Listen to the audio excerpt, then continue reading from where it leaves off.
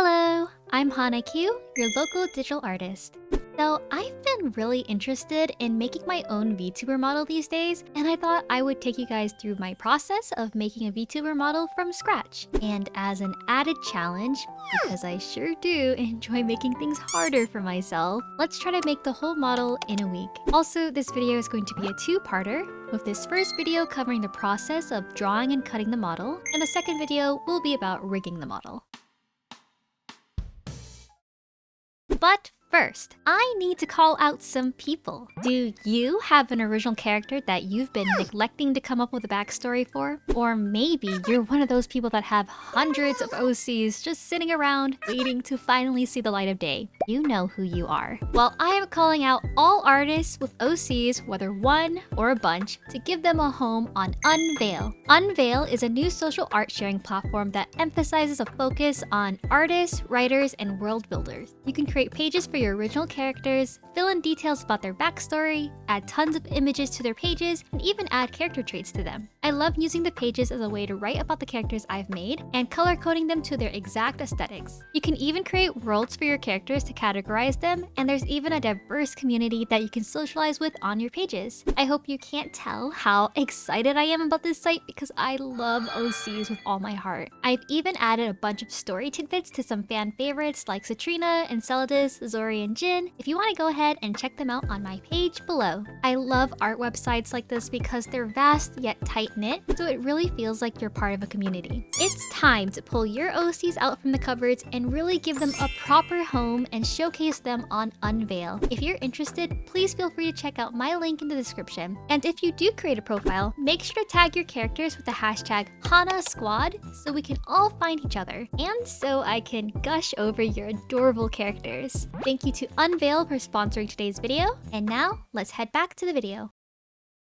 So some of you might be familiar with my past VTuber work on the channel. I actually started my YouTube channel to share my findings on making VTubers as an artist. I came a long way since then and have shared hundreds of short form videos on 5 models I had a part in making from 2021 to 2022. The first 3 models I made from scratch, meaning I did everything from design, art, to rigging / animating, were the iconic Wolf Boy Gloomy, Wolf Girl and Cat duo Ria and Kurone, and of course the purple fox boy Crazy Fox. I've also done rigging work, which means all I did was make the model move for pink magical girl Squeaky Chiona, who I will also be making a model from scratch for later this year, and white cat girl Star Smitten. Keen observers might notice that all of these models were made for other people. Despite having my own persona for years, I have never attempted to make a VTuber model for myself. And the reason is, well, I've just never felt compelled to. I just love making work for other people, so I simply never found the time to. But of course, during my occasional streams, this was a point of curiosity for people. It was ironic that as a VTuber maker, I, myself, never made myself a VTuber to use. But today, that all changes. I am going to make myself a VTuber and I will finally become a VTuber. Before we go ahead, I do have to put out a disclaimer that this is not a tutorial video. Consider it more of a general process video where I'll loosely explain what I'm doing and how I'm doing it. And if you learn something from it, that's great. Just please don't expect a full-fledged tutorial because really it's more of a join me along as I make something kind of cool and intensive. Alright, nice. Let's move on ahead to the first step.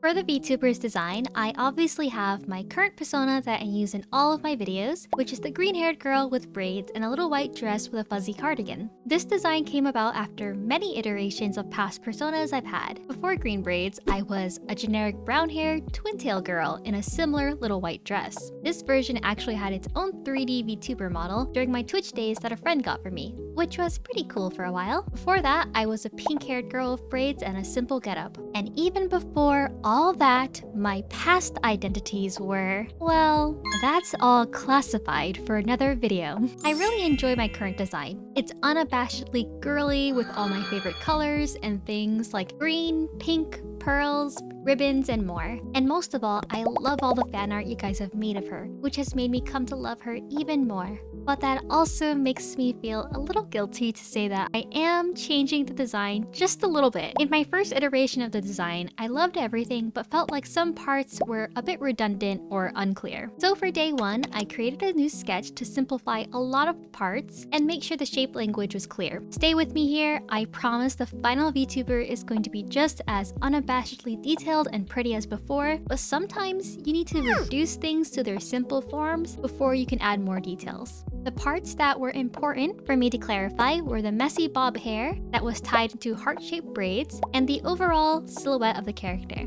In fact, this entire design uses heart shapes everywhere. The top is heart-shaped, the ends of the hair is split into hearts, and the silhouette is also meant to reflect a vague, upside-down heart. To make sure the silhouette in general was clear, I had to emphasize the most important design elements: messy bob, braids, fuzzy jacket, short skirt, and long legs. Basically, I want this character to read like a doll because the goal is everything girly, cute, and doll-like.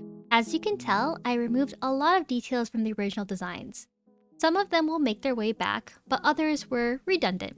For example, these arm sleeves and arm accessories weren't really needed because I intend to have the character wearing the large fuzzy cardigan at all times. I also clarified shapes and the logic of design choices, like the placement of the stitching on her dress and opting for a thicker ribbon. This is very important for later when we work on drawing the actual model. I am pretty happy with the clarified design, and I consider this more of a bare bones design. If I had to only keep the essentials, what would I keep? So this is what I came up with for my VTuber design. Similar to before, but a little clearer. However, it has just now occurred to me that maybe some of you don't know what a VTuber is. So, what is a VTuber? I'm going to explain to you what VTubing is to me from strictly an artist perspective. A VTuber is a digital avatar that you use to represent yourself, which simulates your movements in real time using a web camera. Ever seen mocap actors and how that then translates into games? It's like that, but live. The term VTuber is short for virtual YouTuber, but this term now encompasses a large range of content creators outside of just YouTube alone. VTubing found some of its first introductions on YouTube with popular 3D VTubers like Kizuna AI, but it reached the real height of its popularity during the pandemic lockdown when most people had to be inside and thus turned to online entertainment. During this time, with the introduction of VTuber corporations and the growth of streaming in general, VTubers became extremely popular. In my opinion, the VTuber community also grew quickly due to its intersection with other communities like anime, gaming, streaming, art, voice acting, singing, and many others. Now, you may have seen some VTubers that are 3D, which are avatars you can sometimes use in apps like VRChat. We often refer to these as models or 3D models.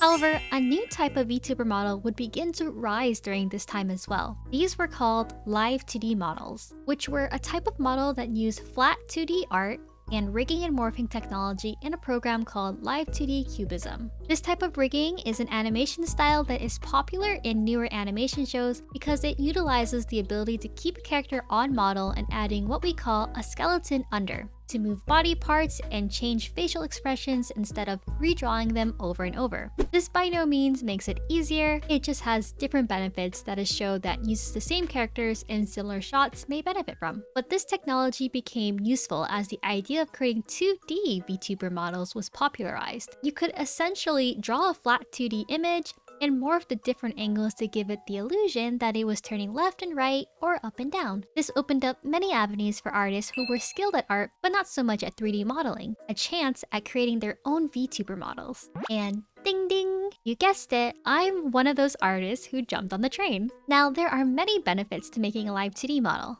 1. Live 2D models have that organic beauty of being a drawn image that is different from a 3D model. Of course, it comes down to preference, but it is a different appeal. 2. You're able to break more things and hide things in 2D art than you can in a 3D model. 3D models tend to have the need to be logically sound because you are unable to 100% control the way the model operates. But in a 2D model, you are able to control every aspect of the model to appear only how you like. 3. This is just my opinion, but I think live 2D models are easier to get into because most of us will have general skills in art, but not many of us will have learned 3D modeling or sculpting skills. Now, I say easier to get into, but this does not mean a live 2D model is easier to make. It is still a lot of hard work, but essentially doable for anyone who has some art skills. Of course, the program in question to make this all happen is Live 2D Cubism. I'll talk to you more about that in the next video, but as I am currently aware, Live 2D Cubism is the only program as of right now that you can make a 2D model in. So now you know what a VTuber is and the different kinds there are. Now let's move on to start sketching our model. When it comes to sketching and planning the model, there are a few things to keep in mind. Firstly, and this is not a hard rule, but it will make your life a lot easier if you keep the model symmetrical on the left and right side. It's easier to rig the model when your two sides are approximately the same because you can just repeat what you do on one side to the other. So I'll just draw the body and head using the Symmetry Ruler tool in Clip Studio Paint. Most art programs should have this tool. For parts like the hair that are asymmetrical, I'll create a guide for placement, then draw in the hair. Secondly, you'll want to draw your model in a program that can save to a .psd file, has layers, and also some clipping functionality. Again, Clip Studio Paint works for me, so I'll be using that. Thirdly, the way you'll want to think about 2D models is as if they're paper dolls you can dress up. Our paper dolls will be quite advanced as they will have joints that allow you to change their pose or position. So you'll want to imagine that you'll be building the dolls up layer by layer. This is hard in the beginning, but gets easier as you do it more. For the second half of day 1 and for day 2, I'm going to sketch and plan the model. As I'm working on the model, I'm really aiming for a doll type of pose because I personally really like that aesthetic. I also plan to have all the body parts completely detached from the clothes so that I can draw more outfits for my character in the future if I want. One defining feature of VTuber models, other than the bouncy boobas and jiggle physics, is the addition of many types of accessories. This is definitely on purpose because the more interesting accessories you have on your model, the more physics you can add later on. For example, adding ribbons can allow you to create a lot of dynamic physics when the character moves. Adding things like earrings will add a lot more interest around the hair and face movement. Having strands of hair in many areas will also help create dynamic movements. So while these design elements may seem random at times, a lot of VTuber artists will add them because they help create the illusion that the model is more advanced and dynamic with more physics and movements. This is of course up to personal preference, but it's certainly something I try to keep in mind when making a VTuber design. To continue my planning, I add colors to get an idea of how things will look in the final model before I jump straight into lining and rendering. This is extremely helpful because sometimes you aren't able to tell if the model is unbalanced in color or line distribution until the colors are on. So I really recommend you create this color plan first. The colors can be simple, just enough to give you an idea how it will look in the final artwork. Now it's time to plan some poses for my characters, which in my case are just going to be different arm attachments. I wanted to create a pose for all my existing avatar images, so I didn't feel like anything was lost when I began using my model. I really don't recommend you add too many arm poses if you're a beginner because truthfully, it is extremely time consuming and hectic. You will see later how much I regret this decision. I will also take the time to explore different facial expressions and mouths to imagine how the model will look in rigging later on. And that wraps up everything I wanted to do for days 1 and 2. Hello, it's day 3 and I'm making sure to be very caffeinated for this process because today we will be lining the model. Sketching the model is kind of like the appetizer to the process, but you really get a full taste of what it feels like to be a VTuber mama once you get to the lining. By the way, VTuber mama and papa are the terms of endearment that we use for people who make VTuber models. Pretty cute, right? Remember how I said earlier that you want to think of models like paper dolls where you build up pieces? Well, I really mean it. I'm going to line every part separately, and what needs to be separated is really up to your intuition. I like to keep a lot of parts separate though. So here I am outlining the whole head, then a new layer, and do the ears. If you're a beginner, I recommend you keep this simple and intuitive for yourself. You can always go back and do more cutting in the future if needed, but you certainly don't need to be excessive. However, since this is my 6th model, I'll be doing some more advanced techniques in my lining and cutting process. For the lines, this includes some layer parts having an outside line and and an inner line so I can create more 3D looking rigging in the future. Lining is easy to explain, but a lot of work to do. We're making sure to line to get a clean idea of each layer part of the model. You'll also want to imagine and overline areas like the neck, for example. We make the neck extremely long because the head turning and rigging requires a lot of area to make it look natural. I also made my layers somewhat visible here so you guys can get an idea of my workflow. As a reminder, this is not a tutorial, just my process, so please don't feel like you have to do exactly what I'm doing. The amount of layers is pretty intimidating, and yes, it is hard to keep track of, but to make VTuber models, we will need to get used to it. I recommend naming your layers when you can, and even color coding them with this button in Clip Studio to help your eyes with the process. I'm making sure to draw the bare body, then the clothing items on top. And I'm using the symmetry tool again for a lot of this to save myself as much work as possible. I like to line my work even if I intend to paint or render the model in the future, because it also helps create clean bases, which is important for our VTuber model to work well. Here on out is just me lining the model, so I'll leave you guys to a short time lapse.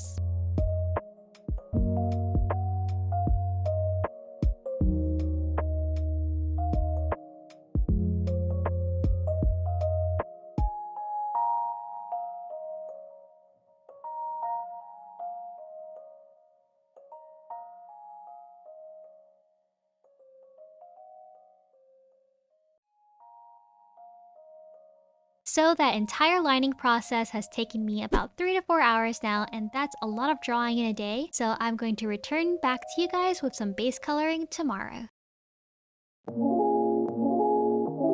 Base coloring is a pretty essential process to making VTuber models because it ensures that no blank spaces or weird pixels are out of place. So for day 4, I'm going to be adding the base colors and also fixing up some lines. The thing to consider when it comes to adding colors is understanding the layer hierarchy. That is, which layer goes below or above another layer, so that the layer parts show in their appropriate order. This is part of what we call cutting in 2D model art. The second part to cutting is making sure that all the layer parts have their corresponding back layers as needed. For example, the cardigan, it is a bit weird to have it just as a floating part with no back part to the cardigan, so I will draw that in and make sure the layer order is to the back behind everything. You will need to use your intuition here for this, but typically parts that may need this are sleeves and undersides of clothing. I'll just continue coloring and organizing all the layers in a time lapse now, so I'll see you guys in a bit.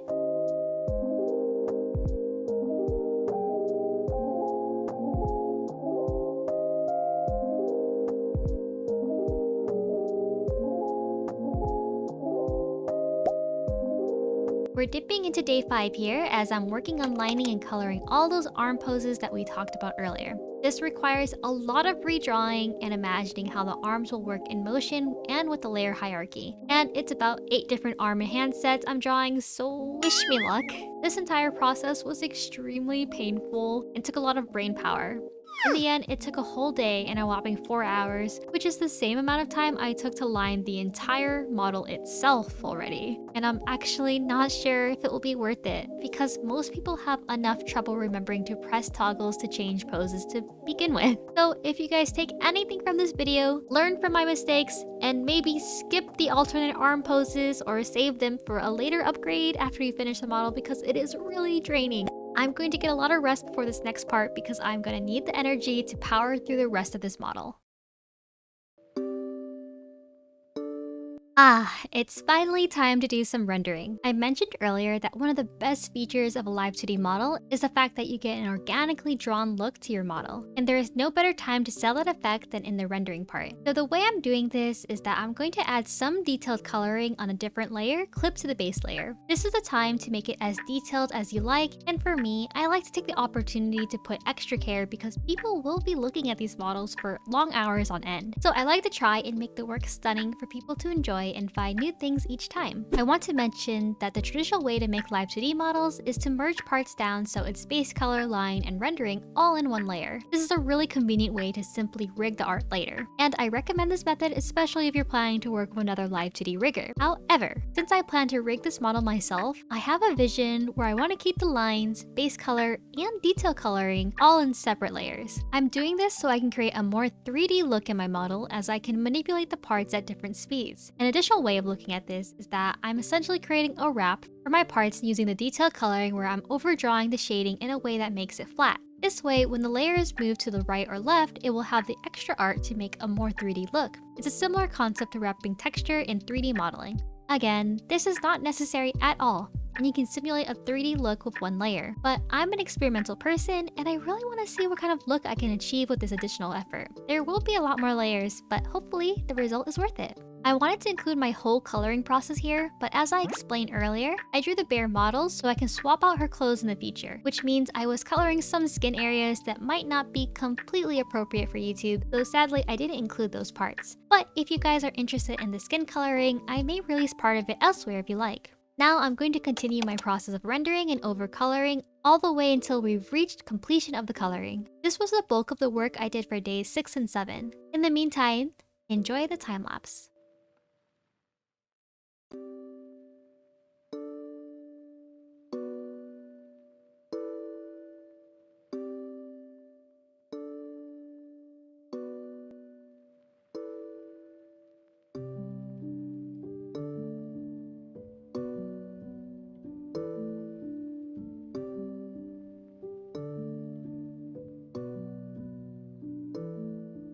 Alright, so I may have grossly overestimated how much I could do in a week. I was planning to do some cutting as well this week, but somehow I overlooked how challenging it would be to draw an entire model, try and plan and draw an animation to go with the reveal, because yes, I'm crazy, and also edit the entire video in a span of 1 week. As it turns out, I am only human, and for some reason can't spontaneously grow 4 additional arms to draw, animate, and edit at the same time. So I tried to finish the coloring and rendering to the best of my ability, but ultimately I think the art is only about 75% done at the moment. So I'm going to be kind to myself and take it easy and save the rest of the work for the next video, where we'll tackle all the goodies like cutting the model, finishing the arms and emotes, setting up the model in Live 2D Cubism, and rigging and animating the model. I am dead tired as I am recording this, and while the art isn't yet finished, I feel like there's enough to give you all a little bit of a teaser in the final reveal. So please do enjoy the final reveal of all my hard work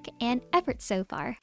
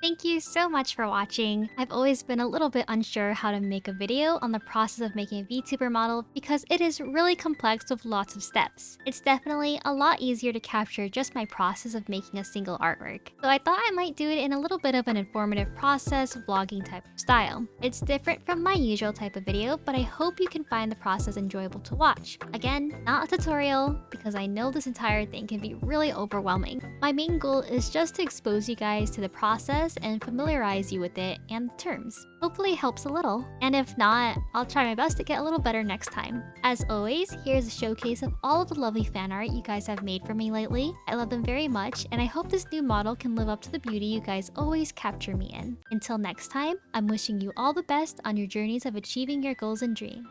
Bye!